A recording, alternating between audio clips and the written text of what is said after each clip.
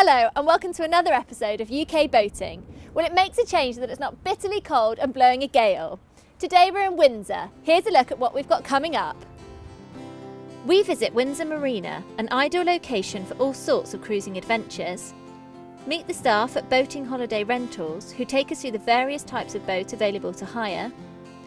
Visit Stanley and Thomas to find out more about the boats they build and the skills required.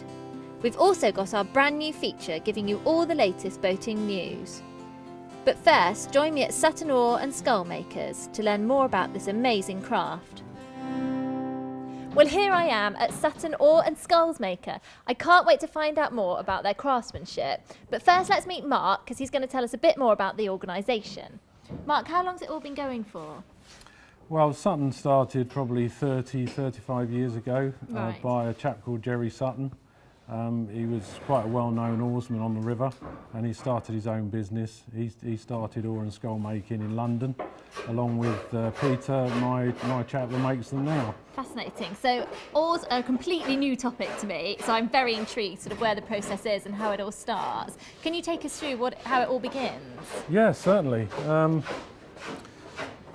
This is a pile of boards of Sitka spruce that Right. comes from Canada. And why is that stuff used as opposed to any other wood? It's very strong and very light. It's what they used to make wooden airplanes from. Right, okay. So its strength to weight ratio is fantastic for masts and oars and sculls. So it literally just starts in a chunky plank like that? Comes over in a container from Canada, gets shipped to here, and we then pile it up like this and we make oars and sculls from it. This is the whole blade being glued up.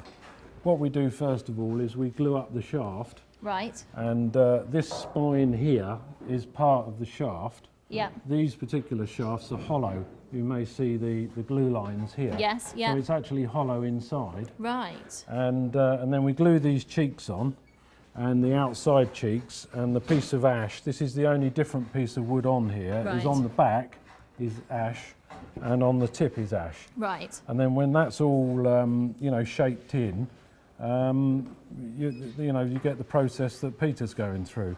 So tell me what stage you're at here and what you're doing. This is just the first stage, just roughing the blade out and getting it roughly into the shape, and then the next stage will be to make it to the sizes what the customer wants, and then after that it'll be smoothed off and varnished. So am I going to do any damage if I have a go at what you're doing here? No. No? I did planing in the last episode, so I'm keen to expand my skill set. So what can I have a go at? We use a draw knife.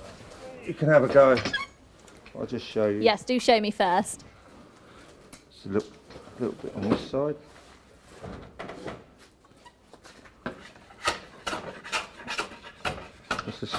It's not a pulling action, it's just you see you come slice across.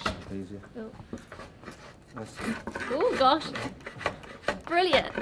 Hey, there'll be a boat builder in me yet. Fantastic, therapeutic. Okay. Let me grab that back. Satisfying work, what do you think? This is where Jonathan here, who's doing an apprenticeship here. Right. He's steadily sanding up the blade, the shaft, basically getting it ready for varnishing. Right. And the other job he's doing is shaping in the handle. So he uses a small spoke shave to shape in the handle. All right. And what does he have to think about when he's doing that? Just sort of. Well, the most important thing to think about is getting the whole diameter, the correct diameter. Right. And it's all done by eye. There's no machining. So this, the round here has to be centralised on the round there. Yeah. It can't be, Yes. crooked. All sorts of problems. Well, Yeah. you couldn't row with it if Yeah. it was. So, it's quite skilled work. Is it just practice, or how can you learn it? That is all it is. It's practice, practice, practice. Yeah, I probably won't have a go at that one. I think it might take me a bit too long to get that right. And then what happens after all these stages? Then they get varnished. The process yes.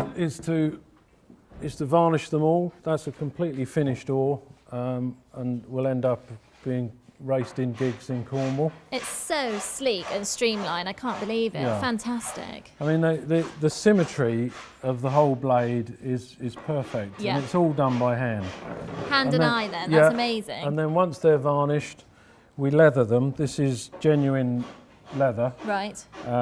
Wrapped around the blade. What we do is we soak the leather in water, and then when it's put on there with these laces, Yeah. when it dries, it shrinks and it becomes very, very tight. Right. So this is the bit that is put in the boat. That's yes. where the yeah. contact So of it the rests boat on is. there. Yeah. Yeah. Fantastic. Well, thank you very much, Mark, for showing us that. Okay. So I've learnt all about the oars, and later on in the second part of the episode, we're going to move on to the other half of this organisation, which is boat building, and see what other skills I can learn there. See you later.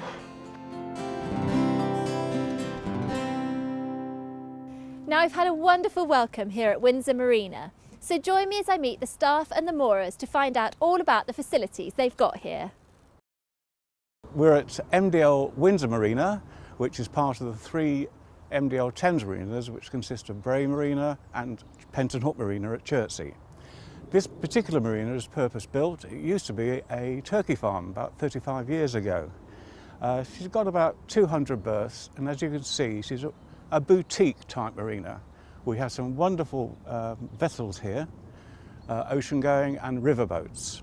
Okay, if you're cruising, it's a 4-hour cruise upriver to Henley, and if you're cruising downriver, it's 4 hours to Chertsey, Penton Hook, and from there you can move on to Hampton Court, and Teddington is about 8 hours cruise away. Yes, you can actually cruise down into Windsor and more up into Leisure Centre, and from there you can walk to see the castle and all the historic parts of Windsor, and every day around 12 o'clock there's changing of the guard, which is quite spectacular. Windsor's also positioned very close to Heathrow.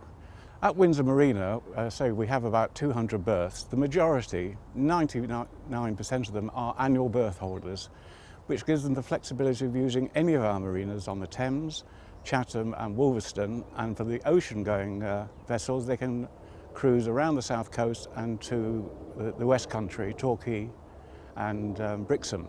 Well, there's a number of reasons that I chose this marina. Firstly, its location. We live about half an hour away, so it's convenient to get to.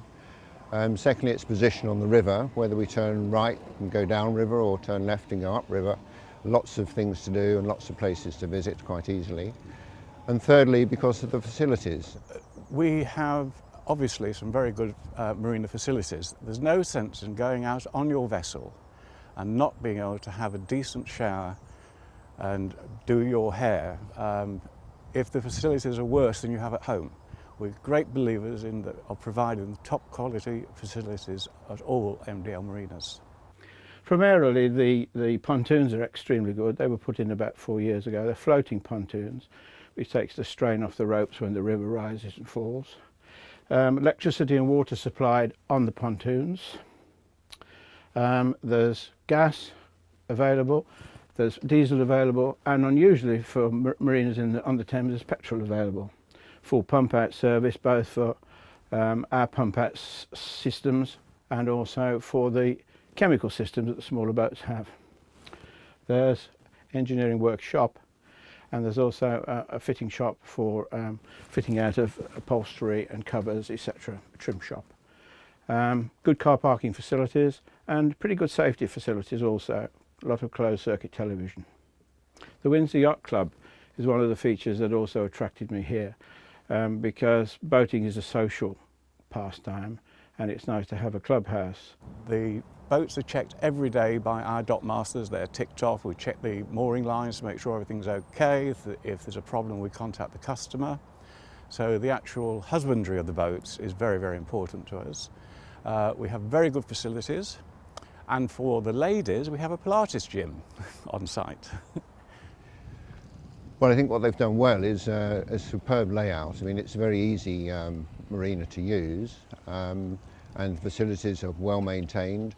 Importantly, I think also the staff of the marina are always very helpful, very courteous, and will always find ways to help you if you have an issue or a problem.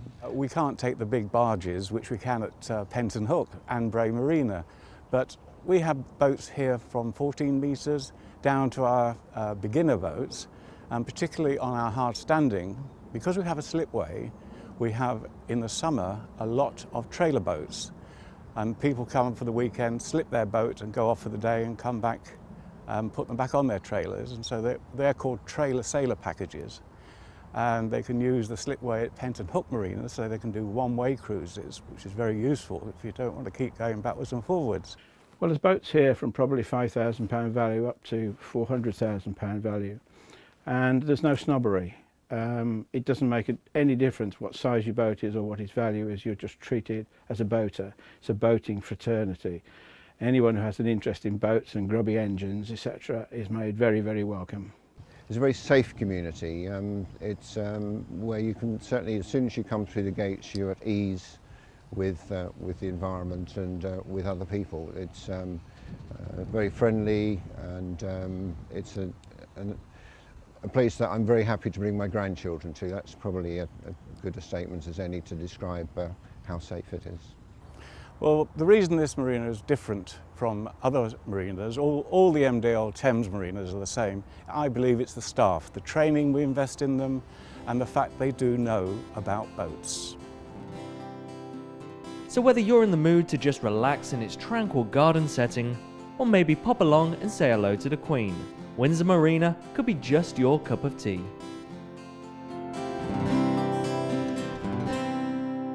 Well, that's it for part one, but join me again after the break when I find out what's involved in hiring a boat for your holidays and learn a little bit more about this traditional Thames boat building.